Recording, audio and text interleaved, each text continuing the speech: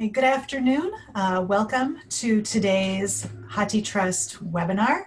I'm here with Executive Director Mike Furlow, Director of Services and Operations Sandra McIntyre, and Member Engagement and Communications Specialist Jessica Rohr to talk about the continuation of the Emergency Temporary Access Service for the fall term.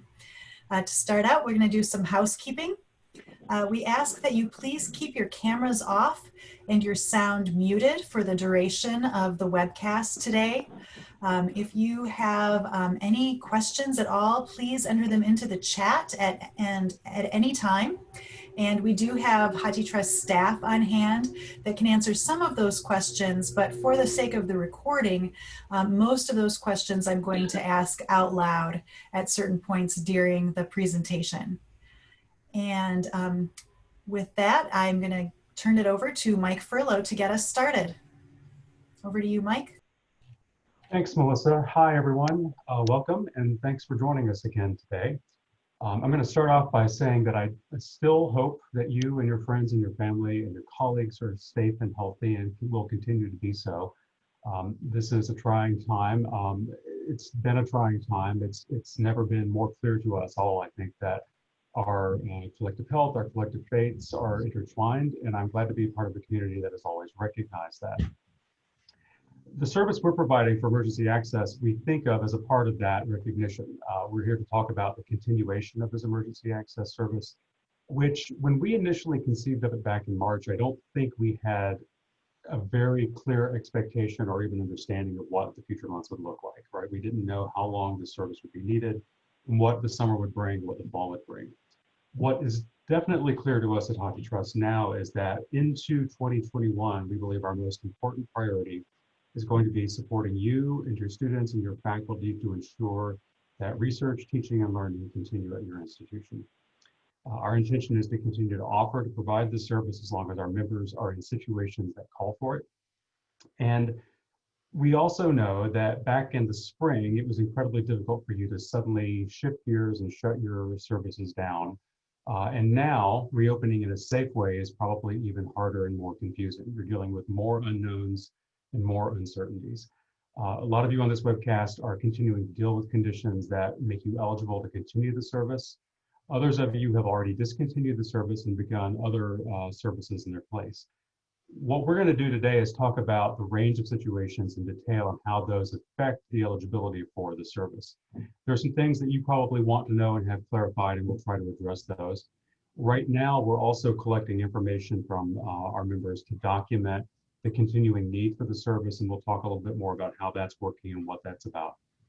We'll also have plenty of time for questions from you today. So do use that chat box to enter your questions so that they can then be read aloud when the time comes. With that, I just want to say again, thank you for being here, and I'm going to turn it over to Jessica Rohr. Thanks, Mike. Another welcome to everyone.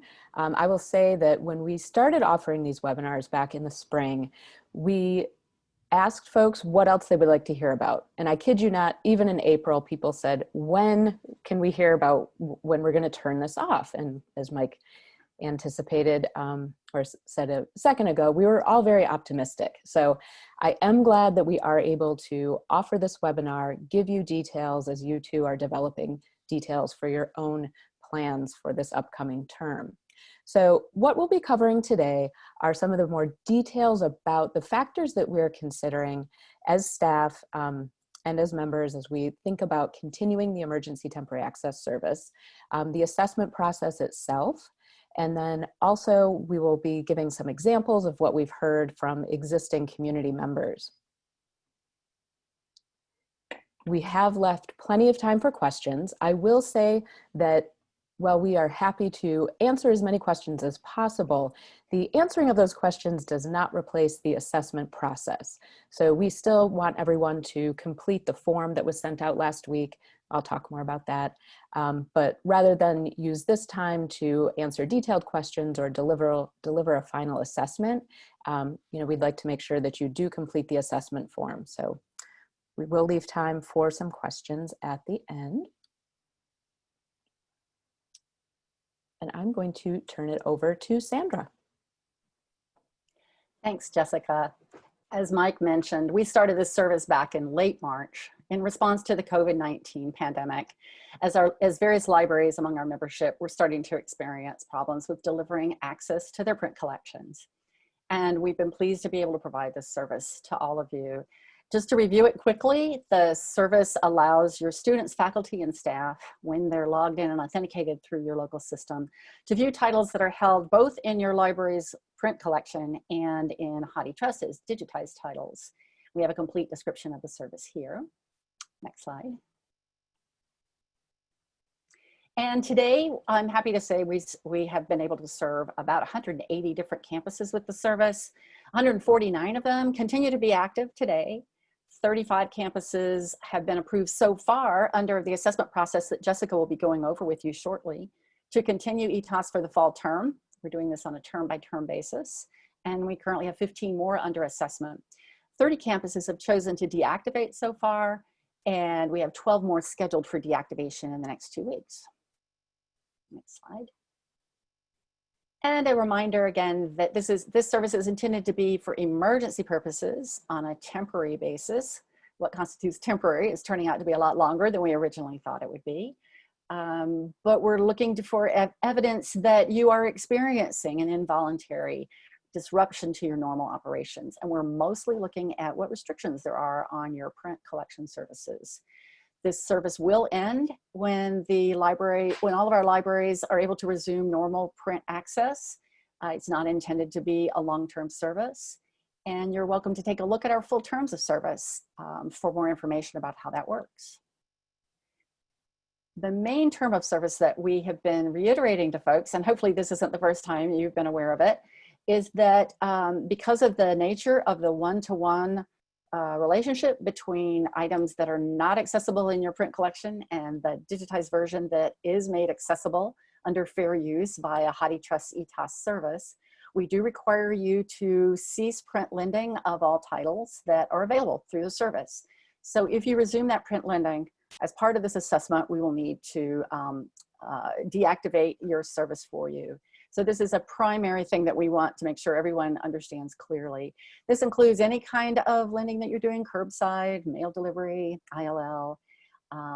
It does not, however, apply to any independent scanning that you do. So if you're doing some independent scanning of those print works and providing them to, say, a chapter or part of a work to folks via document delivery or ILL under your usual practices under copyright law for those services, that doesn't conflict with our terms of service. What we're looking at is the one-to-one correspondence between the print work not being lent and the digital version of it being accessible in HathiTrust.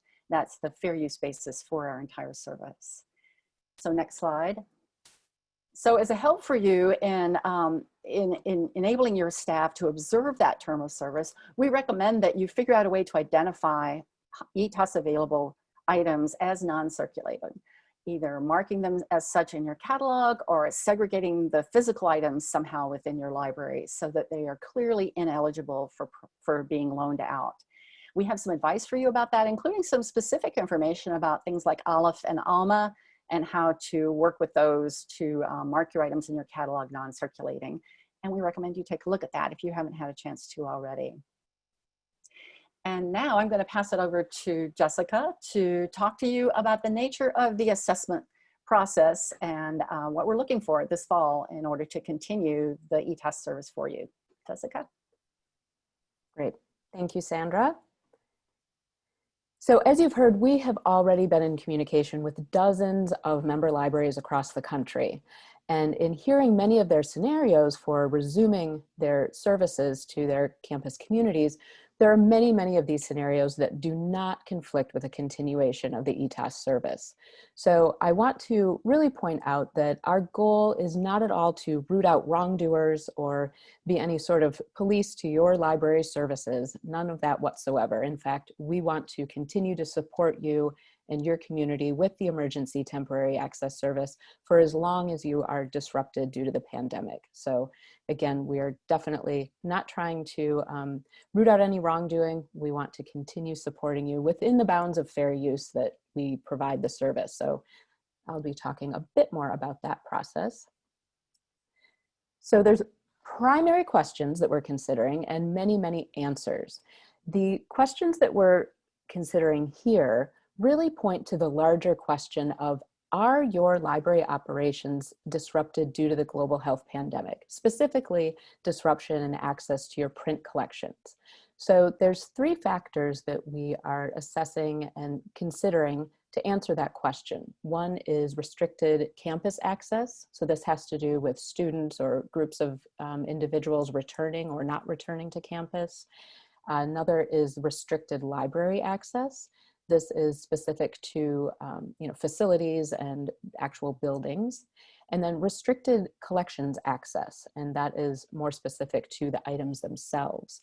So I'll be talking in a bit more detail about those three factors.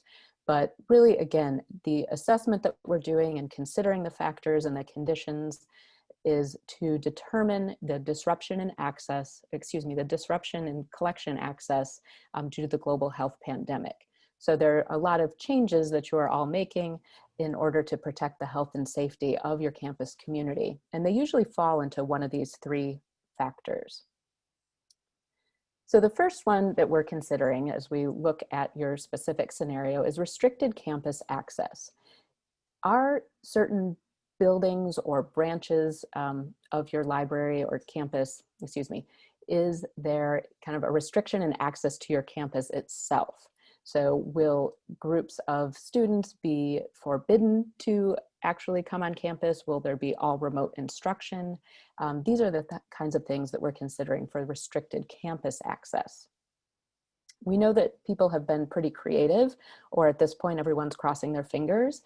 So we know that there are different scenarios and conditions than what you may be seeing here. And we're looking forward to hearing about those as you do your assessment work. So the second factor that we're considering is restricted library access. This is really where that idea of having branches of your library closed comes into play. Not so much campus, but actually the library buildings themselves. This is where we're looking at things such as restricted capacity, perhaps even the fewer hours that you may be in the building, fewer staff in the building. Really, what kinds of restrictions have you put in place to protect the health and safety of your campus community due to the global health pandemic? Again, there may be some very creative ways that you are thinking about opening your library or reconfiguring it in terms of study space that we want to hear about. So the third factor that we're considering really is specific to your print collection. So the different conditions where this factor might apply are things like, are you going to be holding on to particular items for sanitizing them? I'm picturing big vats of bleach, but you are probably all doing it much more safely than that.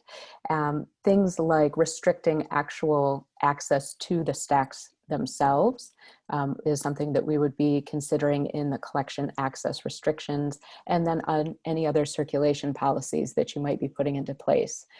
So again, all three of these factors really point to, is your library experiencing ongoing disruptions due to the global health pandemic? So for state library systems, we do have some particular conditions that we are considering. So these are instances where there may be a central campus, but then additional campuses. We've got at least 5 and some other campuses that are part of a state system that we know of, and we've already been working with most of them. But if you're on the call and you happen to be one of the campuses affiliated with a state system, we will work with you one-on-one. There are some particular conditions related to authentication, and then the particular terms of service regarding circulation get a little bit tricky. The first one is pretty easy. If you are on a campus in a state system where you are continuing to use the emergency temporary access service, the regular terms of service apply. So that would mean you do not lend any ETAS title from your print collection in order to maintain that one-to-one condition for fair use.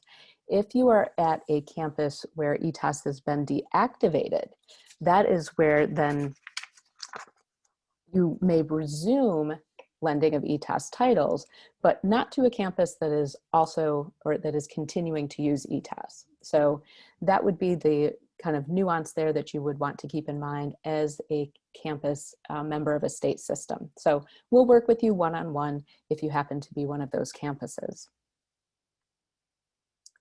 So the ETAS continuation assessment kicked off last week. We sent an email out to all of the ETAS contacts that we have at member libraries and asked them to complete an assessment survey. The survey itself covers those three factors: the restricted campus access, restricted library access, and restricted collection access. So what we're looking at, we're weighing all of the factors. The print lending piece that Sandra spoke about really is the primary term of service that we're looking at.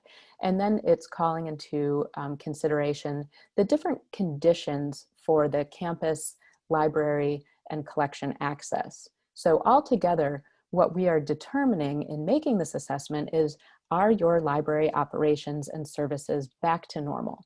And as you can see, most that we've looked at so far, or many anyways, really are not back to normal as they would have been in February or early March. And so that's when we are able to say, keep on going. We want to offer the emergency temporary access service to your library as long as your service operations are disrupted due to the global health pandemic. So while we are doing this assessment now, prior to the upcoming term, we will likely be doing an assessment again in the future. So we don't have a schedule for that, but we do recognize that in order to be as least disruptive as possible to your mission and the mission of your campus community, we need to do this on a kind of semester by semester basis. So in some of the scenarios that we've been hearing about, we've been able to kind of put them into some different categories. Again, looking at those three factors, there are scenarios where it is absolutely clear that because a certain library, in this example, library 3, they are able to circulate all titles in their print collection. That is primarily a condition of our terms of service. So under the bounds of fair use, we couldn't have a digital copy as well as a print copy in circulation. So that's a pretty clear indication to us that we would need to deactivate ETAS for that particular library. However, in looking at some of the other conditions, especially where we are looking at, for example, library 4, there are fewer hours, limited numbers of staff in the buildings. They may also have some restrictions on their print collections or lending, but we're weighing all the factors to make a determination about that library operations and how those different conditions come into play. So on-demand scanning of books that are not in HathiTrust, that is not a violation of our terms of service or any of our eligibility criteria. So that is an instance or an example of where that library could also continue using ETAS. But we are looking across all the factors. Really, truly, there are about as many different scenarios for offering library services as there are member libraries. So some pretty easy what-if questions, but we've been hearing these. What if you just want to deactivate? You know that you're ready to go. Your print collections are open. You've got campus open to everyone coming back. You absolutely may simply request to deactivate ETAS, and you can do so by emailing feedback@issues.hathitrust.org. And we'll work with you on a deactivation date. And we also have some materials to support that communication work on your campus. If you are not sure if you still qualify, that's exactly why we've got this assessment process up and running, so we can help you make that determination. You can either use the form that we sent to your ETAS contact, get in touch with your ETAS contact, or send a message to feedback@issues.hathitrust.org, and we can initiate that assessment for you. What if you are disrupted again in a couple weeks? We anticipate scenarios like that, and you can simply follow the steps on the how to request ETAS section of the website, and we can get that going for you. It should be a little simpler this time around. We had a number of particular criteria that we needed to assess when we activated ETAS for campuses, but some of those criteria we know already have been met, so we won't need to ask it of you again. if you are one of the campuses that is either requesting to deactivate, or we've determined through assessing all the different factors that you will need to deactivate ETAS, we do recommend that you give your campus community a bit of a heads up. So your faculty and students may have been using the emergency temporary access titles for the past several months to do their research or build their curricula for fall, or simply to do their regular class work. So giving them some advance notice would be really helpful. We have some recommendations here. Certainly some are obvious. I think posting it on your website. Most people have a COVID kind of resources page, and we found that that is in pretty high use, especially for announcements related to ETAS. So that's a good place for it. We would recommend talking to your reference staff, also your subject and liaison librarian. So any librarian that's focused on reference work or working with particular departments, they can help spread the word. So we've got some samples of announcements on the website that's linked here. And I think that by following that, you could potentially deter some angry patrons just by letting them know.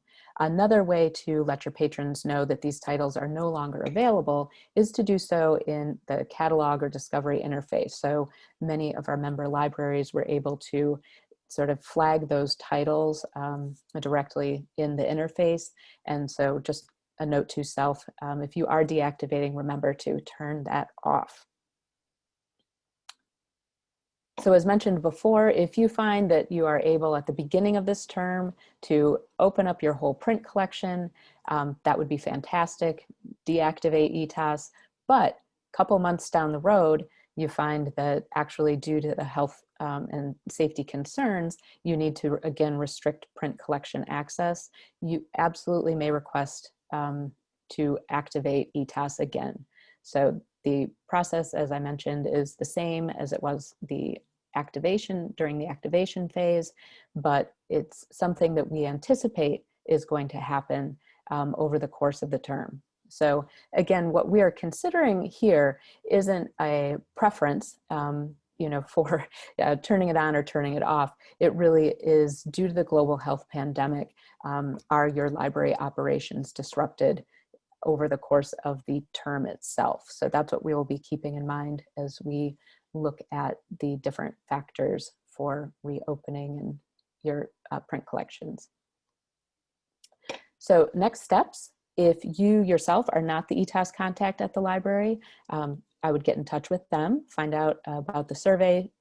Many people have been requesting a PDF or a Word document copy of the survey. It seems that it's something you're going to want to consult perhaps other members of your library team in completing. So we can help you out with that. You can just send a message to feedback@issues.hathitrust.org and we can send you a PDF of the survey itself. So we will be conducting these assessments throughout the month of August. And during that time, we will be emailing back and forth with you if we need to, but they've been moving pretty quickly. It seems like once those conversations happen within your library, we are able to look across those three factors of restricted campus access, restricted library access, restricted collection access, and pretty easily see whether your library operations continue to be disrupted due to the global health pandemic. So we will get back to you within a couple of days once you submit that assessment form. So, and once we've made that determination, you do not need to get in touch with us again unless you find that any of your changes in service is going to violate the terms of service that we've put forth for ETAS.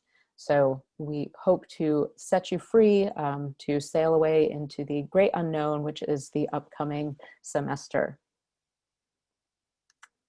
With that, I am going to take a break and hear from all of you what questions you might have about the continuation of ETAS on your campus. Melissa, do we have questions? Yeah, thanks, Jessica. Yes, we do have questions, actually.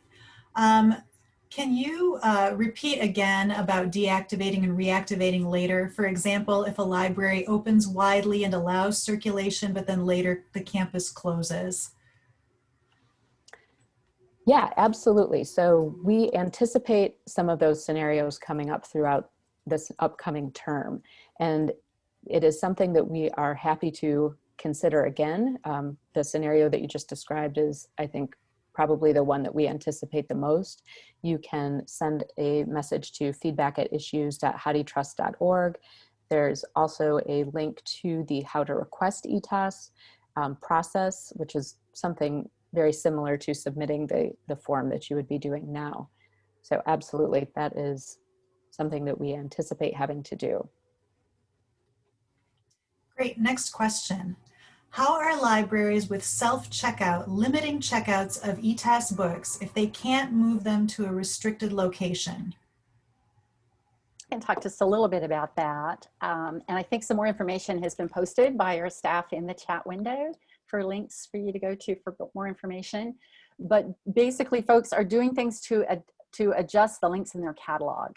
So using some information that we provide on a regular basis to you, you can assess what is overlapping between your print collection and the HathiTrust collection. So you can determine what are the titles that are available, and then use our a couple of other files that we provide to create ways to add links to your catalog that would say something like temporary access, no checkout permitted, or something like that. And then you'd be directing people who find that in your catalog to go to ETAS and take a look at it there, and you'd also be sharing that it can't be checked out. And in terms of actual limitations, there's some things that you can do in Alma and in Aleph, and I believe some of that is mentioned on the non-circ page that we provided in the links there in the chat window. So how to actually set it so it can't be checked out. We know a little bit about how to do that with some of your systems, and we sure would love to hear from more of you about other ways to do that with other systems as you find ways for it, and we can share that out with other members. Great. Another question. What about if we allow circulation of non-ETAS titles by request and block ETAS titles from the circulation? Jessica, you want to take that one? Absolutely. I think that is fine. as long as the ETAS titles are restricted in some way from circulating, just as Sandra was describing, either through a mechanism within your catalog or discovery system, or actually removing them from circulation in a physical capacity, then you would be able to continue using the emergency temporary access service, weighing into the other factors as well. But in terms of that simple description, that would not disqualify you.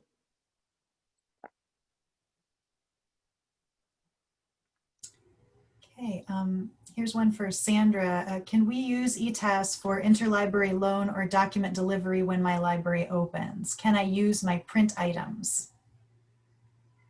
So you would be constrained from using your print items that for titles that are available via ETAS for document delivery or interlibrary loan. If you do make an independent scan of the print work, you can lend that scan under your normal practices within the bounds of copyright law, however you're normally doing that. But the print work needs to stay in your library. You can't lend that if you are having access via ETAS, because we have that one-to-one correspondence. Here's another question kind of related to that. If all copies of an item are checked out, we allow users to ILL another copy.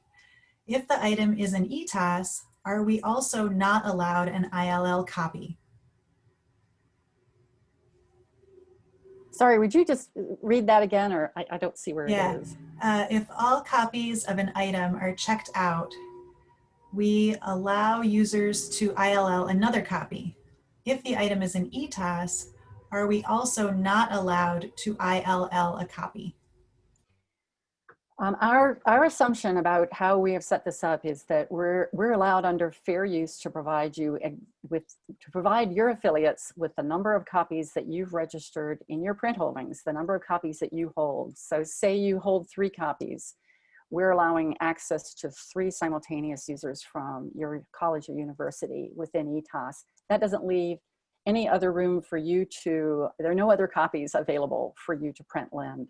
So it's pretty much all or nothing. You're either activating the ETAS, in which case all of your print holdings that overlap with HathiTrust are available up to the copy count that you have and that you've reflected in your print holdings to us, or we deactivate ETAS. There's kind of no mix and match option available. We're in a small consortium of 3 libraries. If one library is using ETAS, but another is not, can the non-ETAS library send a book to the partner library using ETAS for circulation to their patron? If I understand the question right, within a consortium, we're not unfortunately able to recognize consortium agreements. We really have to go with the print holdings of the individual library. You know, we don't really have any way to acknowledge the private agreements that you have elsewhere, nor to take any circulation data that you would have for making any of those arrangements work. So the answer is no.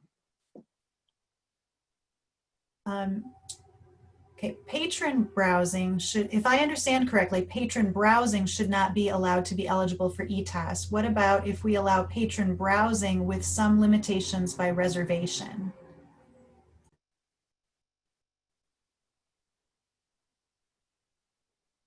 Sandra, do you want to take that one? Yeah, I'm sorry. Sure. Yeah, I think he's referring to browsing. Correct me if I'm wrong, Peter. I think you're referring to patron browsing without being able to check it out, just browsing in the collection. Is that allowed? Yeah, as long as you're restricting circulation. So no checkouts of that, even within the library. And we do measure as part of what we're looking at, as Jessica explained under her going through the factors, we are looking at how restricted your access is to your print collection as one of the factors in determining whether you meet the criteria.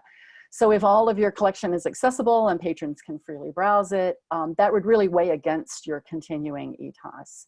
So, you know, we're not going to, we recognize that most libraries can't wall off or rope off or shrink wrap all of their collection and restrict it from access. So some patron browsing is certainly, we think, within the reasonable limits of this service to allow. But, you know, we're not looking, if you are able to allow complete print access, then we really do need to question whether, I mean, that would be a factor weighing against your ETAS continuance.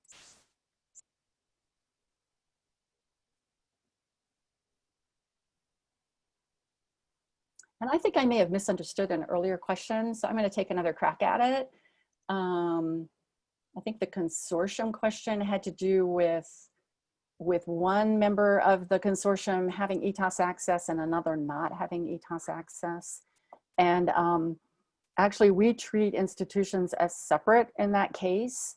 You know, that would be a workaround that would not be in the true spirit of the way the service is being provided. If an institution that doesn't have ETAS access print lends to an institution that does have ETAS access, so we would discourage that, but it doesn't technically violate our terms of service. In other words, we don't require each institution to examine whether a patron from another institution is at an ETAS activated institution. We do require that within state library systems, but not when institutions are distinct. And with that, Sandra, here's a question about system libraries. How might you weigh different branch libraries on one campus having different access rules? Yeah, and I would consider that even separately, maybe from a library system, Melissa. I would, you know, just even within one campus, where there are multiple libraries, say if the medical school library is open but the main library is closed, etc. And we would have to look at, and that's why we have a question in the assessment form asking whether you have significant disruption to various branches of your library, and to see how that works out. It helps us if you can tell us that which libraries have their print holdings included in the print holdings data that you submit to us. For example, if the medical library print holdings are totally separate and you're not including those in your print holdings to us, then that's less relevant to us because we're not seeing a conflict, a one-to-one violation on an ETAS copy being made available and a print copy being made available. But if you can give us the most information you can about which libraries are open, which branches are closed, what access is available at each one, that really helps us to do the weighing that we have to do of the different factors.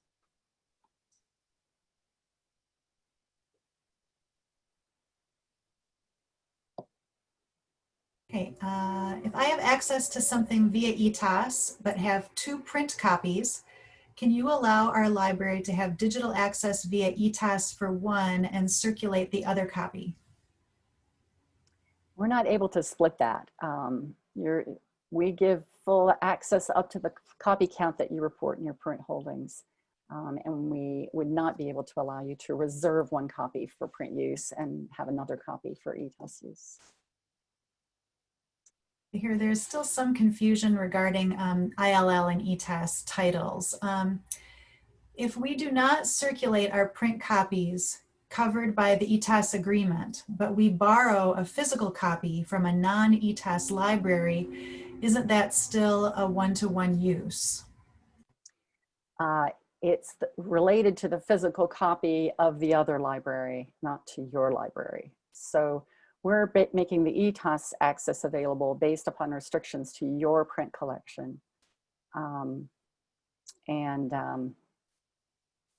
Your borrowing from a non-ETAS library would not be affecting your collection. We would, it starts becoming a case of sort of a workaround that, you start asking, is this in the true spirit of the way the ETAS program is offered? But it's not in violation of our terms of service the way it would be if you lent your own copy.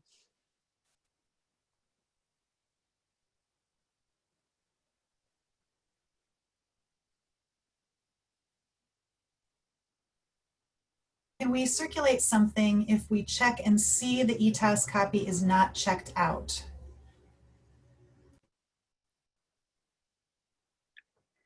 You could circulate, no, I'm sorry. Oh, if you mean online. No, there really isn't any way to do that. Your print copies are actually just unavailable for print lending, regardless of how many active checkouts you have right now of the ETAS available copy. Here's one for Jessica. What are the first things we need to do when consider when deactivating ETAS? So the first thing you're going to want to consider, obviously, is the assessment form itself. So the deactivation would be something determined after we've had a chance to work with you and understand the particular conditions that apply to your particular scenario. But if you are deactivating, either you've determined that on your own or after working with us, you'll want to think about giving, I would suggest at least a 7-day notice to your campus community, especially as students and faculty return to campus or return to remote instruction. They're going to have a load of information coming at them. And one of the things they probably will be checking is what resources are available to them through your library. So giving them a notice on your library's website on any specific resources, pages that you're providing for instruction and teaching and learning resources, that would be a great place for it. I think also spreading the word, kind of word of mouth, one-on-one with your reference librarians, as well as your subject or liaison librarians. They often have closer relationships with department chairs or specific faculty members, and that can also be a really good way to help folks understand that they may no longer have access to some of the temporary access titles that perhaps they have been used to accessing. So I think the kind of principle is to give advance notice to post or communicate in as many different channels using as many different kind of voices as you can. And it's mainly a courtesy. I think that it's going to be tough for everyone coming into this new learning and research environment. And the more kind of advance notice that we can give to people, the happier they will be. And we all want happy patrons. So. Great. Any more questions?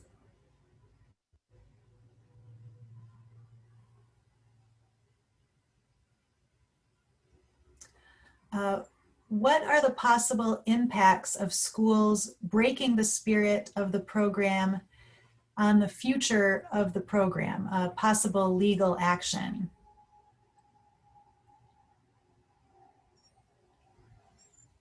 I'm not sure if I understand the question. Would you ask it again, please? It reads, what are the possible impacts of school breaking the spirit of the program on the future of the program, e.g. possible legal action? Well, obviously, we want to make sure to preserve our ability to serve all of our members with this service. And we want to make sure that we are exerting reasonable measures to make sure that all of you understand the terms of service, and we don't want to put any of the service in jeopardy for the rest of the members. So while Jessica's certainly right that we have no actual way of policing what people are doing, we certainly want to take all reasonable measures to ask you to commit to act in good faith and preserve the fair use basis for the service for all of us.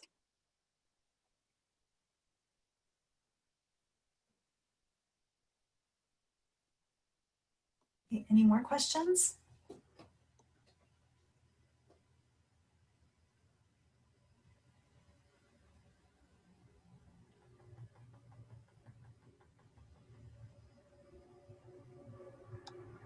If you do find that you have any more, you can contact us at feedback@issues.hathitrust.org. We've also had a really great opportunity through the assessment survey itself to initiate some one-on-one conversation too. So if it only comes to you as you begin filling out the assessment survey, take heart. We will definitely be there to work with you one-on-one.